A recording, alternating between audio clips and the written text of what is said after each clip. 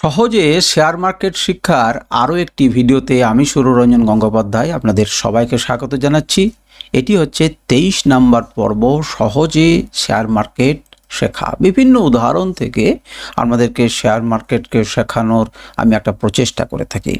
অনেকেই হয়তো বিরক্ত হতে পারেন, অনেকের কাছে এটা জনপ্রিয় না হতে পারে, অনেকেই ভাবতে পারেন যে এর পরিবর্তে আপনি কোনো স্ট্র্যাটেজি নিয়ে আলোচনা করতে পারেন। কিন্তু আপনি মনে রাখুন যে এটি আপনার জীবনের সব থেকে গুরুত্বপূর্ণ জিনিস হতে চলেছে সাইকোলজিক্যাল ভিডিও। সাইকোলজি যদি আপনি ঠিক না করতে পারেন, কোনো কিছু আপনাকে বাঁচাতে পারবে না। আমাদের চারিপাশে ঘটে যাওয়া বিভিন্ন ঘটনা, যেগুলোর সঙ্গে আমরা সবাই পরিচিত, সেখান থেকে রসদ সংগ্রহ করে আমি আপনাদের কাছে পৌঁছে দেওয়ার চেষ্টা করছি অত্যন্ত সহজ ভাষাতে। আগে তো জমিটাকে তৈরি করতে হবে, তবে তো আপনি সেখানে বীজ দেবেন। সুতরাং সেই জমি প্রস্তুত করার জন্য নিয়মিত আপনাকে এই জিনিসগুলোকে বুঝতে হবে এবং শিখতে হবে। হয়তো আপনি বলবেন যে আমি তো এগুলো জানি বা আমি এগুলো বুঝি। হ্যাঁ, আপনি হয়তো কিছু ক্ষেত্রে জানেন, কিন্তু হয়তো কোরিলেট করতে পারছেন না। তো সেই সহজ উদাহরণগুলো দিয়ে আমি একটা কোরিলেশন করে দিতে চাইছি, একটা জমিকে প্রস্তুত করে দেওয়ার চেষ্টা করছি আমার মতো করে। আমি মনে করি যে এ ধরনের ভিডিও আপনারা খুবই কম দেখে থাকবেন, হয়তো দেখে থাকবেনই না। বাংলাতে তো নয়, কোনো জায়গাতেই হিন্দি ইংরাজি কোনো জায়গাতেই আপনারা হয়তো পাবেন না। যারা ভিডিওটা শুনছেন কমেন্ট করে জানাতে পারেন যে এমন ধরনের, এই যে 24টা রাজমিস্ত্রির কাছ থেকে কী জানবেন, ডাক্তারের কাছ থেকে কী শিখবেন, এমন ধরনের ভিডিও আপনি শুনেছেন না দেখেছেন। যাই হোক, আজকে একটা রাজমিস্ত্রির আমি আপনাদেরকে বলবো যে রাজমিস্ত্রির কাছ থেকে আমরা কি ধরনের শিখতে পাই। আগেও আমি রাজমিস্ত্রি নিয়ে বলেছি, তো আজকে রাজমিস্ত্রি নিয়ে আর একটা বলবো যে রাজমিস্ত্রির কাছ থেকে আমরা কী শিখতে পাই। দেখুন, আমার ছোট বয়সে আমাদের দোতলা বাড়ি শুরু হলো গ্রামের বাড়িতে। তো আমরা তখন ছোট, প্রাইমারিতে পড়ি। তো হঠাৎ করে দেখলাম যে তাদের একটা হেড মিস্ত্রি থাকে, খুব রাশভারী লোক। তিনি যে সর্বদাই কর্নি ধরেন বা তিনি যে সবসময় কাজ করেন তা কিন্তু নয়, কিন্তু তিনি ইনস্ট্রাকশন দিয়ে দেন, সকালবেলায় আসেন এবং তারপর তিনি চলে যান কোথায়, জানি না কোথায় যায়। তো যথারীতি গাঁথনি উঠে গেছে, কারণ খাবার সময়ে সেই রাজমিস্ত্রি আবার এলেন, হেড রাজমিস্ত্রি। তো আমরা দেখলাম যে তিনি কি করলেন, সেদিন হয়তো কোনো কারণে স্কুল যায়নি বা চলে এসেছি বা ছুটি হয়ে গেছে, আমার মনে নেই। আমরা হঠাৎ করে দেখলাম সেই সমস্ত গাঁথনিকে আবার ভেঙে ফেললেন। সেই মিস্ত্রিকে খুব বকাবকি করলেন এবং ভেঙে ফেললেন। কারণ আমি জানি না, কারণটা পরে জেনেছিলাম যে সেখানে মাপগুলো সব সঠিক হয়নি এবং সঠিক লাইনিং হয়নি, যার জন্য এই গোটা সিস্টেমটাকেই ভেঙে ফেলতে হয়েছে।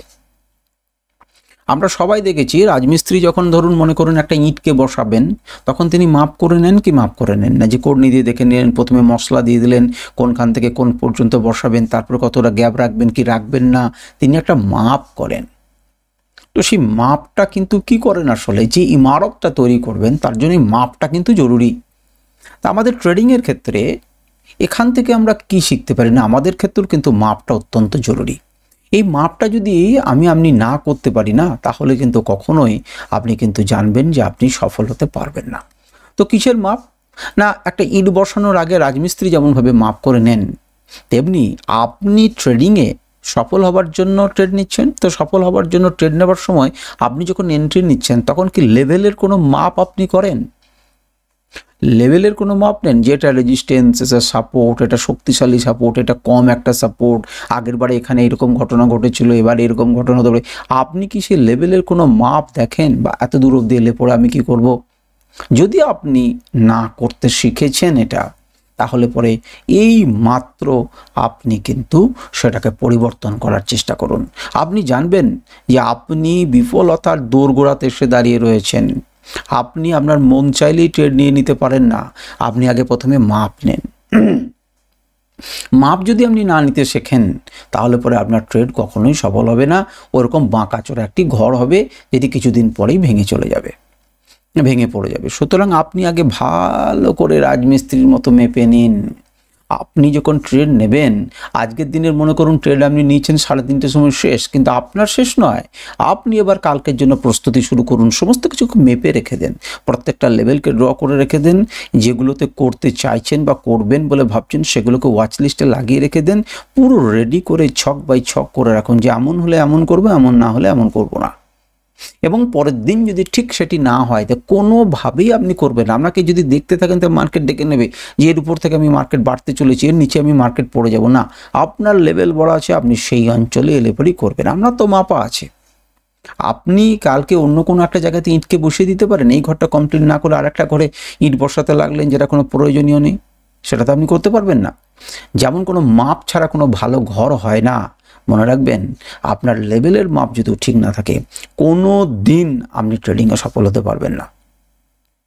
সুতরাং ট্রেডিংয়ে সফল হতে গেলে পরে আপনাকে সাপোর্ট রেজিস্ট্যান্স ভালো করে আঁকতে শিখতে হবে এবং লেভেলকে ড্র করতে শিখতে হবে। কিন্তু এইখানে একটা প্রশ্ন স্বাভাবিকভাবে এসে যায়, আপনি বলবেন এইটুকু বলার জন্য আপনি একাতে কথা বললেন, আমি লেভেল এসব সমস্ত ড্র করতে জানি।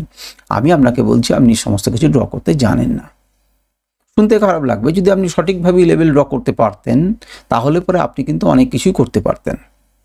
লেভেল ড্র, লেভেলের শক্তিতে এবং কোনটা লেভেল আপনি যদি ভালো করে তাকিয়ে দেখেন তো দেখবেন অজস্র লেভেল হবে, লেভেলে লেভেলে ভর্তিও হয়ে যাবে গোটা চার্ট।